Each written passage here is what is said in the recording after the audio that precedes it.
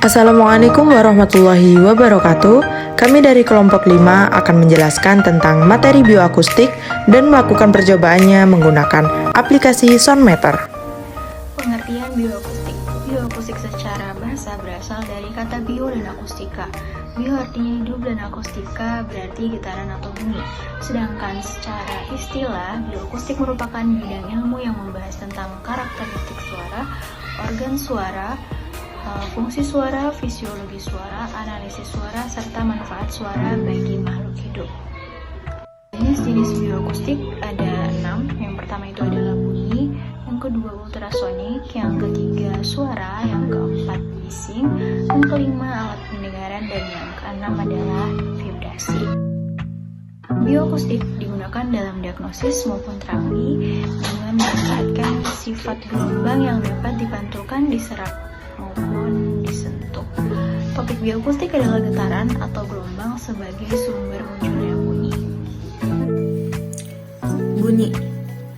Bunyi merupakan getaran yang menimbulkan gelombang longitudinal yang merambat melalui medium perambatan seperti zat cair, zat padat, dan udara.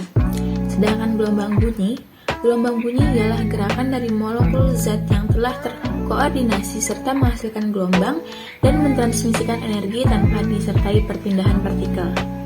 Pengelompokan bunyi ada 3. Menurut frekuensinya, bunyi dibagi menjadi 3, yaitu 1. Bunyi infrasonik, itu antara 0 sampai 20 Hz. Yang kedua, ada bunyi audiosonik, itu 20 sampai 20.000 Hz. Yang ketiga, ada bunyi ultrasonik, yaitu bunyi di atas 20.000 Hz. Gelombang bunyi. Sifat 1. Gelombang bunyi mempunyai sifat memantul, diteruskan, dan diserap benda. 2. Apabila gelombang suara mengenai tubuh manusia, dinding, maka bagian dari gelombang akan dipantulkan dan bagian lain akan diteruskan ke dalam tubuh. 3. Penyerapan energi bunyi ini akan mengakibatkan berkurangnya amplitudo gelombang bunyi. Kecepatan. 1. Gelombang bunyi timbul akibat terjadi perubahan mekanik pada zat padat, zat cair, dan gas merambat ke depan dengan kecepatan tertentu. 2. Gelombang bunyi ini menjalar secara longitudinal. 3. Pada suatu percobaan, apabila terjadi vibrasi dari bunyi, maka akan terjadi suatu peningkatan tekanan, kompresi, dan penurunan tekanan pada tekanan atmosfer. Refraksi.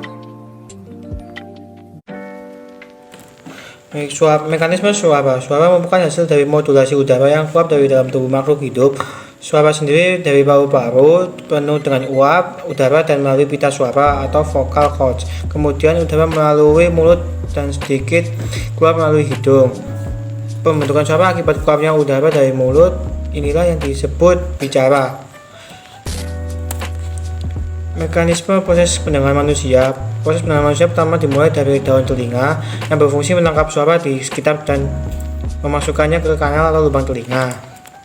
Proses kedua, suara yang masuk melalui lubang telinga diterima oleh gendang telinga sehingga berakibat bergetarnya 3 tulang pendengaran, malleus, incus, dan stapes, dan menyebabkan ke koklea atau rumah siput. Proses ketiga, di dalam koklea atau rumah siput terdapat hair cell yang bergetar akibat suara dan getarannya menghasilkan getaran listrik yang dihasilkan dari energi kinestetik. Sehingga aliran listrik itu menjadikan sinyal yang menyalurkan ke otak yang dialiri oleh saraf pendengaran untuk selanjutnya otak yang bekerja mengartikan semua suara-suara yang masuk. Bising. Kebisingan adalah semua suara yang tidak dikehendaki yang bersumber dari alat-alat proses produksi dan atau alat-alat kerja pada tingkat tertentu dapat menimbulkan gangguan pendengaran. Bising dibagi menjadi 3 kategori, yaitu audible noise atau bising pendengaran. Bising ini disebabkan oleh frekuensi bunyi antara 11,5 Hz sampai dengan 8000 Hz. Yang kedua, octopalinoil noise, bising yang berhubungan dengan pekerjaan. Bising ini disebabkan oleh bunyi-bunyi mesin di tempat kerja. Bising ini bisa dari mesin ketik.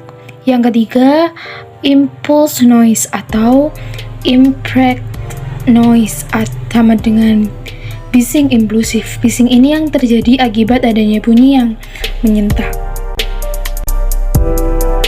Dalam percobaan pertama, kita akan mengukur suara nama pada kondisi di luar selama dalam waktu 30 detik. Percobaan ini dilakukan saat hujan dan di pinggir jalan. Kemudian dapat diketahui hasil pengukuran dari kebisingan tersebut adalah 59,9. Baiklah, di percobaan yang kedua ini kami menggunakan kebisingan yaitu dari suara handphone. Suara HP, tepatnya 2 HP yang sedang menjalankan aplikasi TikTok. Dan kemudian diketahui hasil pengukuran dari kebisingan tersebut adalah 69,5 desibel. Baik, pada pengujian yang ketiga ini kami akan menguji suara kebisingan dari sepeda motor.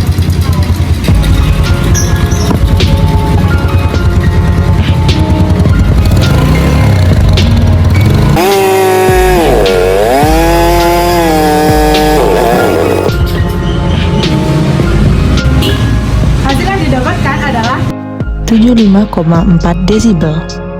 Kemudian materi selanjutnya adalah alat pendengaran. Alat pendengaran kita merupakan telinga yang merupakan organ pendengaran dan keseimbangan. Telinga ini dibagi menjadi 3, yaitu telinga luar yang berfungsi untuk menangkap gelombang suara. Kedua, telinga tengah mengubah energi mekanisme dari gelombang syaraf dan diteruskan ke otak. Yang ketiga, telinga dalam membantu menjaga keseimbangan tubuh. Vibrasi adalah getaran yang disebabkan oleh getaran udara atau getaran mekanis. Vibrasi diberikan menjadi 2, yaitu vibrasi karena getaran udara yang pengaruhnya pada akustik, dan vibrasi karena getaran mekanis mengakibatkan timbulnya resonansi atau turut getarnya alat-alat tubuh dan pengaruh terhadap alat-alat tubuh. Jenis-jenis vibrasi dibagi menjadi 2, yaitu vibrasi ulur atau stretching vibration, yaitu vibrasi yang mengakibatkan perubahan panjang ikatan suatu ikatan. Yang kedua, vibrasi tekuk atau bending vibration, yaitu vibrasi yang mengakibatkan perubahan sudut ikatan selang dua ikatan. Contoh vibrasi. Cara kerja vibrasi pada dada. Tekanan getaran yang dilakukan pada dada selama ekshalasi. Teknik ini dapat meningkatkan turbulensi dan kecepatan ekshalasi udara, sehingga seeker dapat bergerak. Yang kedua ada postural drainase atau PD, intervensi untuk melepaskan sekresi dari berbagai segmen paru dengan menggunakan pengaruh gaya gravitasi. Oke, di sini saya akan melanjutkan penjelasan tentang proses vibrasi dalam fisika fisioterapi. Yang pertama, menghirup napas dalam secara lambat melalui hidung dan mengeluarkannya melalui mulut. 2. Ratakan telapak tangan pada area dada yang mengalami penumpukan sekret. 3. Dengan hati-hati, lakukan vibrasi saat klien atau pasien menghembuskan nafas. 4. Minta klien atau pasien untuk batuk dan mengeluarkan sputum. 5. Setelah semua dilakukan, kaji kembali kondisi klien dan pasien. 6. Kembalikan ke posisi normal dan berikan posisi yang nyaman. 7. Berikan keperawatan mulut dan cuci tangan klien dan pasien. Ke-8. Cuci tangan dan dokumentasikan hasil pengkajian status respiratori dan respon klien atau pasien, jumlah sekret dan warna. Efek vibrasi terhadap tangan getaran dalam jangka waktu lama akan menimbulkan kelainan pada tangan berupa yang pertama, kelainan pada persyarafan dan peredaran darah. Yang kedua, kerusakan pada persendian tulang. Dapat dicegah dengan meletakkan bahan perendam di bawah benda yang bergetar. Itu saja, sekian, terima kasih. Manfaat suara dan vibrasi dalam bidang kesehatan dan fisioterapi.